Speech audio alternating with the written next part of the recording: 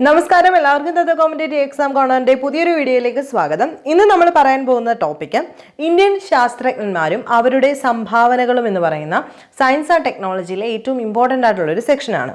അപ്പോൾ ഇന്ത്യൻ ശാസ്ത്രജ്ഞന്മാരെ പറ്റിയിട്ടാണ് ചോദിച്ചിരിക്കുന്നത്. കൂട്ടത്തിൽ തന്നെ അവരുടെ സംഭാവനകളെ പറ്റിയിട്ടും ചോദിച്ചിട്ടുണ്ട്. അപ്പോൾ നമുക്ക് ഡീറ്റെയിൽഡ് ആയിട്ട് പഠിക്കുന്നതിനപ്പുറത്തോട്ട് പ്രീവിയസ് ഇയറിൽ ചോദിച്ചിട്ടുള്ളതുമായിട്ട് റിലേറ്റ് ചെയ്ത് പഠിക്കാനാണ് ഇപ്പോൾ ശ്രമിക്കുന്നത്. ടൈം ലിമിറ്റേഷൻ ഉള്ളതുകൊണ്ട് നമ്മൾ നേരത്തെ ചോദിച്ചിട്ടുള്ള ക്വസ്റ്റ്യൻ പേപ്പർ റെഫർ ചെയ്തതിന് ശേഷം നമുക്ക് വേണ്ട പോയിന്റ്സ് മാത്രമേ പറയുന്നുള്ളൂ. ഇപ്പോൾ CV രാമനെയൊക്കെ പറ്റി പറയുകയാണെങ്കിൽ ഒരുപാട് പറയാനുണ്ട്. അപ്പോൾ നേരത്തെ ചോദിച്ചിട്ടുള്ള PSC റെപ്പറ്റേറ്റീവായിട്ട് ചോദിച്ചിട്ടുള്ള പോയിന്റ്സ് മാത്രമേ അദ്ദേഹത്തെ പറ്റിയിട്ട് ഞാൻ ഉൾപ്പെടുത്തിയിട്ടുള്ളൂ. സോ നമുക്ക് ക്ലാസ് സ്റ്റാർട്ട് ചെയ്യാം. ഒന്നാമത്തെ ആളാണ് APJ അബ്ദുൽ കലാം. എല്ലാവർക്കും അറിയാം APJ അബ്ദുൽ കലാമിന്റെ പ്രത്യേകതകൾ. നമുക്ക് ഓടിച്ചിട്ടുണ്ടെന്ന് നോക്കാം. ഇന്ത്യയുടെ മിസൈൽ മാൻ എന്നറിയപ്പെടുന്ന ആളാണ് APJ അബ്ദുൽ കലാം. എന്താണ്? ഇന്ത്യയുടെ മിസൈൽ മാൻ എന്നറിയപ്പെടുന്ന ശാസ്ത്രജ്ഞനാണ് APJ അബ്ദുൽ കലാം. ശാസ്ത്രജ്ഞൻ മാത്രമല്ല, പ്രസിഡന്റ് ആയിരുന്നു അല്ലെ. ഇന്ത്യയുടെ പ്രസിഡന്റ് ആയ ശാസ്ത്രജ്ഞൻ 11ാമത്തെ പ്രസിഡന്റ് ആണ് അല്ലെ. 11ാമത്തെ പ്രസിഡന്റ് ആയിരുന്നു നമ്മുടെ ഇന്ത്യയുടെ 11ാമത്തെ പ്രസിഡന്റ് ആയിരുന്നു APJ അബ്ദുൽ കലാം. എല്ലാവർക്കും അറിയാവുന്നതുപോലെ ശമ്പളം ഒന്നും കൈപ്പറ്റിയിരുന്നില്ല. രാഷ്ട്രപതിക്ക് ശമ്പളമുണ്ട്, അതിൽ 1 രൂപ പോലും കൈപ്പറ്റാതെ സേവനമനുഷ്ഠിച്ച ഒരു മനുഷ്യനായിരുന്നു APJ അബ്ദുൽ കലാം. പുരാ പദ്ധതി സംഭാവന ചെയ്തു. റിപ്പീറ്റഡ് ആയിട്ട് ചോദിക്കുന്നുണ്ട്. പുരാ പദ്ധതി സംഭാവന ചെയ്തത് ഇദ്ദേഹമാണ്. ഇന്ത്യയുടെ 2ാം ആണവ പരീക്ഷണം പൊക്രാനിൽ നടക്കുമ്പോൾ അതിൻ്റെ പ്രിൻസിപ്പൽ അഡ്വൈസറായി പ്രവർത്തിച്ചു. എന്താണ് പറഞ്ഞത്? ഇന്ത്യയുടെ 2ാം ആണവ പരീക്ഷണം നടക്കുന്ന സമയത്ത് അതിൻ്റെ പ്രിൻസിപ്പൽ അഡ്വൈസറായി പ്രവർത്തിച്ചത് ഇദ്ദേഹമാണ്. ഈ സമയത്ത് അദ്ദേഹത്തെ അറിയപ്പെട്ടിരുന്ന പേരാണ് മേജർ ജനറൽ പൃഥ്വിരാജ്. ചോദിക്കാം, മേജർ ജനറൽ പൃഥ്വിരാജ് എന്നറിയപ്പെടുന്ന ആരാണ്? APJ അബ്ദുൽ കലാം സാറിനെയാണ്. ഏത് സമയത്ത്? 2ാം ആണവ പരീക്ഷണം നടക്കുന്ന സമയത്ത് അതിന്റെ പ്രിൻസിപ്പൽ അഡ്വൈസർ ആയിട്ട് പ്രവർത്തിച്ചിരുന്നത് അബ്ദുൽ കലാം ആയിരുന്നു. ആ സമയത്ത് അദ്ദേഹത്തിന്റെ പേര് ജനറൽ പൃഥ്വിരാജ് എന്നായിരുന്നു. ഓക്കെ ആണല്ലോ. നെക്സ്റ്റ്, അന്തർവാഹിനിയായ സിന്ധു രക്ഷക്, യുദ്ധവിമാനമായ സുഖോയ് എന്നിവയിൽ സഞ്ചരിച്ച ആദ്യ ഇന്ത്യൻ പ്രസിഡന്റ്. അപ്പൊ നമുക്ക് സ്റ്റേറ്റ്മെന്റ് മെത്തേഡൊക്കെ ചോദിക്കാം. അന്തർവാഹിനിയായ സിന്ധു രക്ഷക്, യുദ്ധവിമാനമായ സുഖോയ് എന്നിവയിൽ സഞ്ചരിച്ച ആദ്യത്തെ ഇന്ത്യൻ പ്രസിഡന്റ് ഇദ്ദേഹമാണ്. ആരംഭിച്ച ഈ ന്യൂസ് പേപ്പർ ആയിട്ടുള്ള ബില്യൺ ബീറ്റ്സ് എന്ന് പറയുന്ന പത്രം അല്ലെങ്കിൽ ഈ ന്യൂസ് പേപ്പർ ആരംഭിച്ചത് APJ അബ്ദുൽ കലാമാണ്. ലോക വിദ്യാർത്ഥി ദിനമായിട്ട് യുണൈറ്റഡ് നേഷൻ ലോക വിദ്യാർത്ഥി ദിനം ആഘോഷിക്കുന്നത് ഒക്ടോബർ 15-നാണ്. ഇത് ഇദ്ദേഹത്തിന്റെ ബർത്ത്ഡേ ആണ്. ഓക്കെ ആണല്ലോ.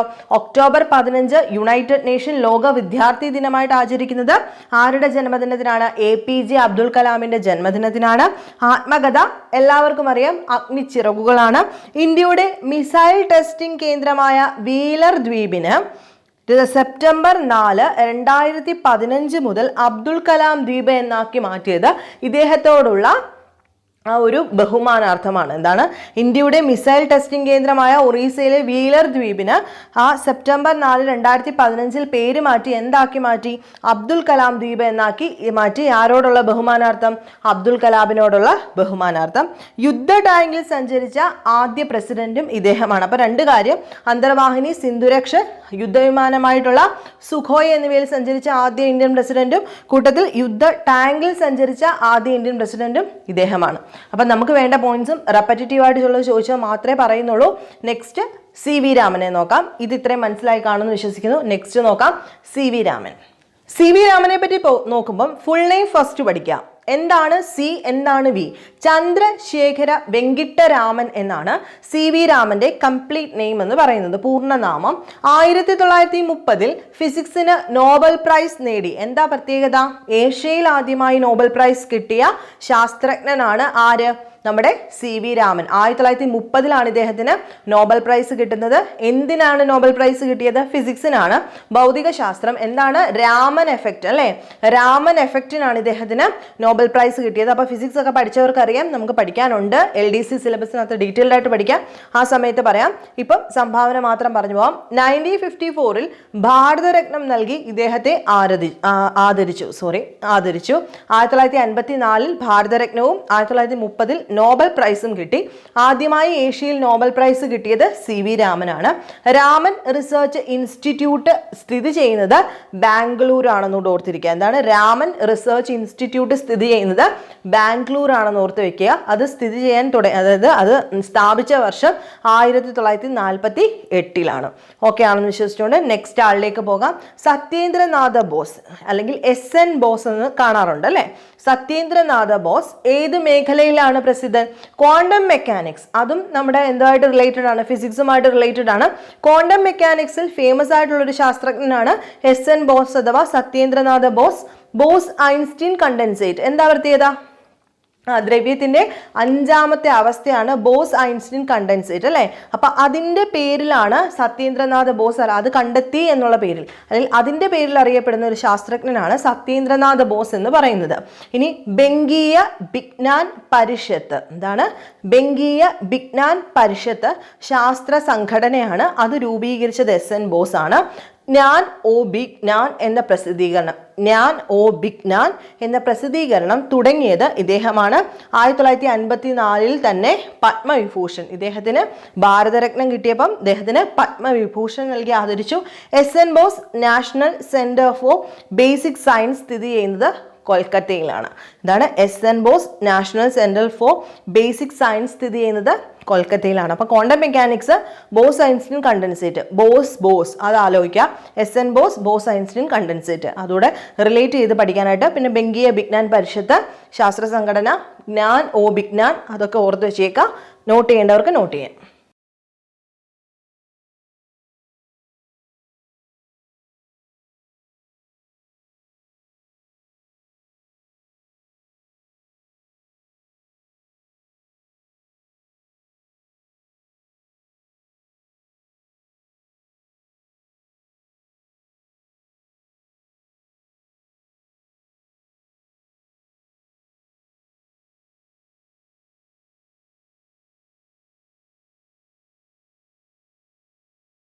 നെക്സ്റ്റ് ആളാണ് വിശ്വേശ്വരയ്യ. ഇത് നമ്മൾ എപ്പോഴും പറഞ്ഞു കേൾക്കാറുള്ളതാണ്. നമ്മൾ എന്താണ് എനർജി കമ്മീഷനൊക്കെ പറഞ്ഞ സമയത്ത് പറഞ്ഞിട്ടുള്ള 2 പേരുകളായിരുന്നു. ഒന്ന് വിശ്വേശ്വരയ്യയും ഒന്ന് ഹോമി ജഹാംഗീർ ഭാഭയും. അപ്പം ഞാൻ ഒരുപാട് ഡീറ്റെയിൽഡ് ആയിട്ട് പറയുന്നില്ല, എൻ്റെ ക്ലാസ് കണ്ടവർക്ക് അറിയായിരിക്കും. നമ്മൾ സയൻസ് ആൻഡ് ടെക്നോളജിയിൽ ഏറ്റവും കൂടുതൽ റെപ്പറ്റേറ്റീവ് ആയിട്ട് പറഞ്ഞിട്ടുള്ള 2 ആൾക്കാരാണ് ഹോമി ജഹാംഗീർ ഭാഭ, വിശ്വേശ്വരയ്യ. ദെൻ വർഗീസ് കുര്യനെ പറ്റിയിട്ട് ധവള വിപ്ലവത്തിന്റെ സമയത്ത് അതായത് ടെക്സ്റ്റ് ബുക്ക് വൈസ് പറഞ്ഞ സമയത്ത് അദ്ദേഹത്തെ പറ്റിയിട്ടും ഡീറ്റെയിൽഡ് ആയിട്ട് പറഞ്ഞിട്ടുണ്ടായിരുന്നു.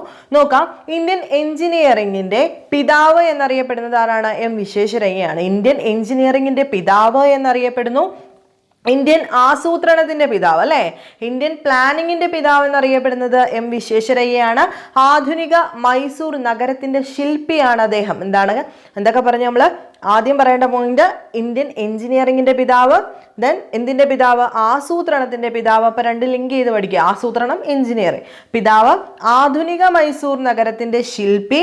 നാഷണൽ എഞ്ചിനീയേഴ്സ് ഡേ ആയിട്ട് ആഘോഷിക്കുന്ന ഇദ്ദേഹത്തിന്റെ പിറന്നാളായ സെപ്റ്റംബർ 15 അപ്പം എഞ്ചിനീയറിംഗിന്റെ പിതാവ് എന്നറിയപ്പെടുന്നതുകൊണ്ട് തന്നെ നമ്മുടെ നാഷണൽ എഞ്ചിനീയർ ഡേ എന്ന് പറയുന്നത് സെപ്റ്റംബർ 15 ഇദ്ദേഹത്തിന്റെ ജന്മദിനത്തിനാണ് ആഘോഷിക്കുന്നത്.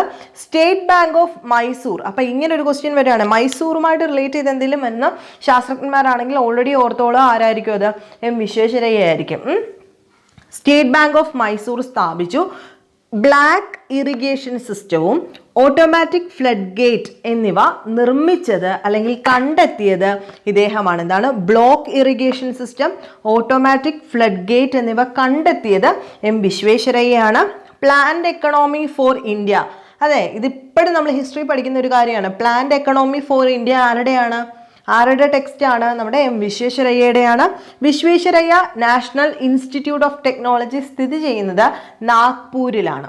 ഇത്രയുമാണ് ഇദ്ദേഹത്തെ പറ്റിയിട്ട് ഡീറ്റെയിൽഡ് ആയിട്ട് നമുക്ക് റെപ്പറ്റേറ്റീവ് ആയിട്ട് ചോദിക്കുന്ന കുറച്ച് ക്വസ്റ്റ്യൻസ്.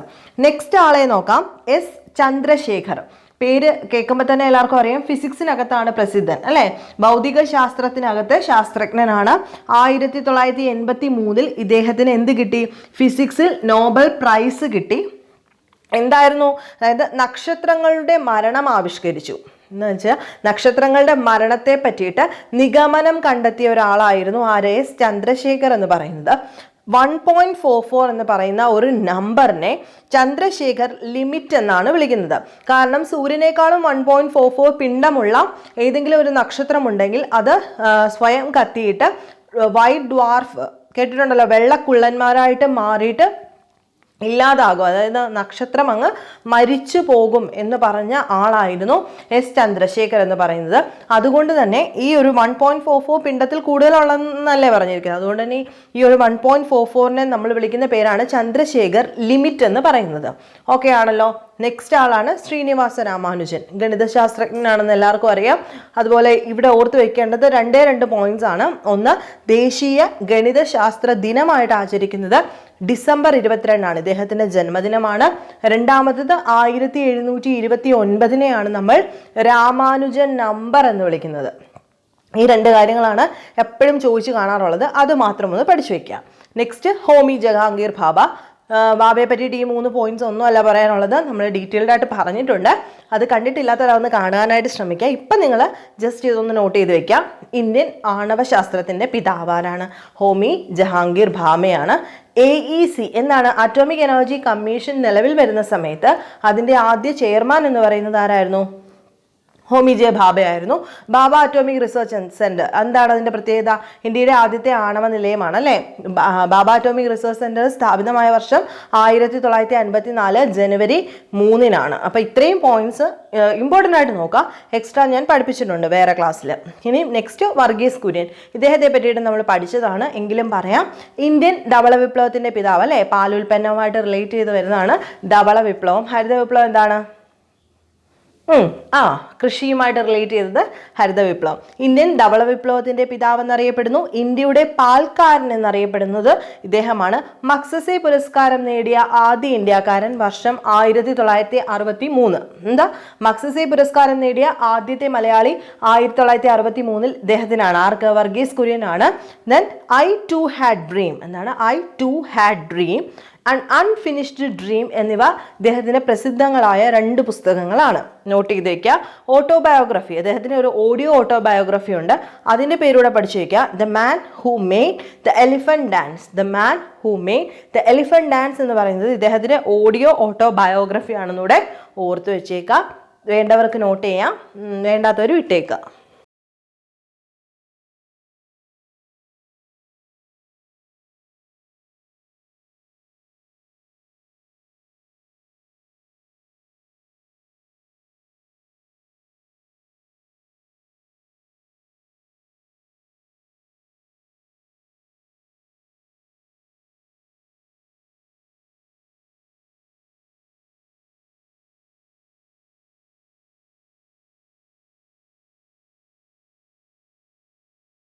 നെക്സ്റ്റ് ആളാണ് നമ്മുടെ MS സ്വാമിനാഥൻ. ഇദ്ദേഹത്തെ പറ്റിയിട്ടും ഞാൻ ഡീറ്റെയിൽഡ് ആയിട്ട് പറയുന്നില്ല, ക്ലാസ്സിൽ പറഞ്ഞിട്ടുള്ളത് കൊണ്ട്. ഇന്ത്യൻ ഹരിത വിപ്ലവത്തിന്റെ പിതാവ് എന്നറിയപ്പെടുന്ന ഇദ്ദേഹമാണ്. ദെൻ കല്യാൺ സോണാലിക. ഹരിത വിപ്ലവ സമയത്ത് ഇദ്ദേഹം വികസിപ്പിച്ചെടുത്ത ഗോതമ്പ് വിത്തിനങ്ങളാണ് എന്ത്? കല്യാൺ സോണാലിക എന്ന് പറയുന്നത്. Next, MS Swaminathan research foundation സ്ഥിതി ചെയ്യുന്നത് ചെന്നൈയിലും, തെറ്റരുത്. MS Swaminathan research foundation community agro biodiversity centre സ്ഥിതി ചെയ്യുന്നത് വയനാടിലെ മേപ്പാടിയിലുമാണ്, തെറ്റിപ്പോകരുത്. പുസ്തകങ്ങൾ വീറ്റ് റെവല്യൂഷൻ, വൈറ്റ് അല്ല വീറ്റ് റെവല്യൂഷനും and evergreen revolution, the quest for world without hunger എന്ന് പറയുന്ന ടെക്സ്റ്റ് ബുക്കുകളും ഇദ്ദേഹത്തിൻ്റെ ഫേമസ് ആയിട്ടുള്ളതാണ്. ഇതൊന്നൊക്കെ ഞാൻ പറഞ്ഞുകൊണ്ട് വിട്ടുകളയാണ്. ഹർഗോവിന്ദ് ഖുറാന നെക്സ്റ്റ് ആളാണ്. ജനിതക കോഡും അതിൻ്റെ പ്രോട്ടീൻ സംവേദനത്തിലെ പ്രവർത്തനത്തിന് മെഡിക്കൽ സയൻസ് അഥവാ വൈദ്യശാസ്ത്രത്തിൽ ഇദ്ദേഹത്തിന് 1968 നോബൽ പ്രൈസ് കിട്ടി. ഫേമസ് ആയിട്ടുള്ള മനുഷ്യനാണ് ഹർഗോവിന്ദ് ഖുറാന. ജനിതക കോഡും അതിൻ്റെ പ്രോട്ടീൻ സംവേദനത്തിലെ പ്രവർത്തനത്തിന് നോബൽ പ്രൈസ് 1968 മെഡിസിന് കിട്ടിയ ആളാണ് ഹർഗോവിന്ദ് ഖുറാന. നെക്സ്റ്റ്, ജഗദീഷ് ചന്ദ്രബോസ്. റേഡിയോ ശാസ്ത്രത്തിന്റെ പിതാവായി അറിയപ്പെടുന്നത് ജഗദീഷ് ചന്ദ്രബോസിനെയാണ്. സസ്യങ്ങൾക്കും ജീവനുണ്ടെന്ന് തെളിയിച്ച ആളാണ് ഇദ്ദേഹം. സസ്യങ്ങൾക്കും ജീവനുണ്ട്. അതുപോലെ ഇദ്ദേഹം കണ്ടെത്തിയതാണ് ക്രെസ്കോഗ്രാഫ്. എന്താണ് ക്രെസ്കോഗ്രാഫ് എന്ന ഉപകരണം കണ്ടെത്തിയത് ആരാണ്? ജഗദീഷ് ചന്ദ്ര ബോസ് ആണ്. ലാസ്റ്റ് ആളാണ് ഡോക്ടർ വിക്രം സാരാഭായ്. പറയേണ്ട കാര്യമില്ലല്ലോ, എപ്പോഴും നമ്മൾ റെപ്പറ്റേറ്റീവായിട്ട് ബഹിരാകാശം പറയുമ്പോഴെല്ലാം നമ്മൾ പറയുന്ന ഒരു പേരാണ് ഡോക്ടർ വിക്രം സാരാഭായ്. ഇന്ത്യൻ ബഹിരാകാശ ഗവേഷണത്തിന്റെ പിതാവ്, ISROയുടെ ആദ്യത്തെ chairman. Indian remote sensing day എന്ന് പറയുന്നത് ഇദ്ദേഹത്തിന്റെ ബർത്ത്ഡേ ആയിട്ടുള്ള ഓഗസ്റ്റ് 12 ആഘോഷിക്കുന്നത് തന്നെ. 1966 പത്മവിഭൂഷണും 1972 മരണാനന്തരം ഇദ്ദേഹത്തിന് പത്മവിഭൂഷൺ കൊടുത്ത് ആദരിക്കുകയും ചെയ്തു. ഫിസിക്കൽ റിസർച്ച് ലബോറട്ടറി അഹമ്മദാബാദിൽ എന്താണ് എന്താണ് ഫിസിക്കൽ റിസർച്ച് ലബോറട്ടറി സ്ഥാപിച്ചത് 1947 ഇതൊക്കെ പഠിച്ചതാ. അതുപോലെ കമ്മ്യൂണിറ്റി സയൻസ് സെന്റർ അഹമ്മദാബാദിലാണ്. Vikram Sarabhai space centre Thumba rocket വിക്ഷേപണ കേന്ദ്രത്തിന്റെ പേര് ഇദ്ദേഹത്തിനുള്ള സ്മരണാർത്ഥമാണ് വിക്രം സാരാഭായ് സ്പേസ് സെന്റർ എന്ന് മാറ്റിയത്. അതും പഠിച്ചതാണ്. തിരുവനന്തപുരമാണ്. അതുകൊണ്ട് IIM എന്താണ് IIM? Indian institute of management Ahmedabad. പിന്നെ uranium corporation of India limited ജാദുഗുഡയിലുള്ളത് എല്ലാം ആരാണ് സ്ഥാപിച്ചത് എന്ന് ചോദിക്കുവാണെങ്കിൽ അതെല്ലാം നമ്മുടെ വിക്രം സാരാഭായുടെ പ്രസിദ്ധങ്ങളായ സ്ഥാപനങ്ങളാണ്, അദ്ദേഹം സ്ഥാപിച്ച സ്ഥാപനങ്ങളാണ്. അപ്പോൾ ഇത്രയും കാര്യങ്ങളാണ് നമുക്ക് ശാസ്ത്രജ്ഞന്മാരെ പറ്റിയിട്ട് ഏറ്റവും ഇമ്പോർട്ടൻ്റ് ആയിട്ട് പഠിക്കാനുള്ളത്. അപ്പം ഒരു വീഡിയോയിൽ എല്ലാ കണ്ടന്റും കൂടി ഉൾപ്പെടുത്തുന്നില്ല, അത് വളരെ ബോറായിരിക്കും. സോ ഇത് വേണ്ടവർക്ക് എഴുതിയെടുക്കാം, അല്ലാത്തവർ വിട്ടേക്കുക.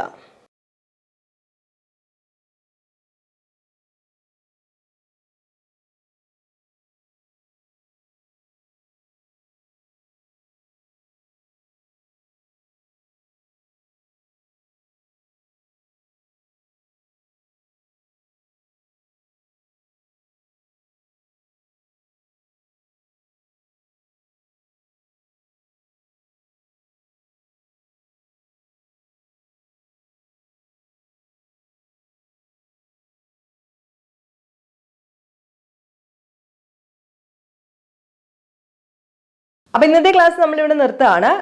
ഇനി നമുക്ക് കുറച്ച് ടോപ്പിക്സും കൂടെ സയൻസ് ആൻഡ് ടെക്നോളജിയിൽ എടുക്കാനുണ്ട്.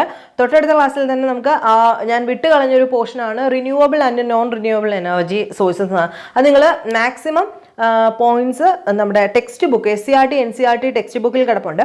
അത് പഠിച്ചതിന് ശേഷം അതൊന്ന് വായിച്ചിട്ട് വരികയാണെങ്കിൽ നമുക്ക് ബാക്കി, അതായത് കറണ്ട് അഫയേഴ്സും കൂടി ഉൾപ്പെടുത്തി എക്സ്ട്രാ, ഇപ്പോൾ ടെക്സ്റ്റ് ബുക്കിൽ എന്ന് പറയുമ്പോൾ renewable non renewable energy resources ഏതൊക്കെയാണ് അങ്ങനെയുള്ള കാര്യങ്ങളൊക്കെയാണ് കിടക്കുന്നത്. അപ്പോൾ ബേസ് ഉണ്ടെന്നുണ്ടെങ്കിൽ നമുക്ക്, നിങ്ങൾ പഠിച്ചതായിരിക്കാം കേട്ടോ, എല്ലാവരും പഠിച്ചു കഴിഞ്ഞിട്ടിരിക്കുകയായിരിക്കും.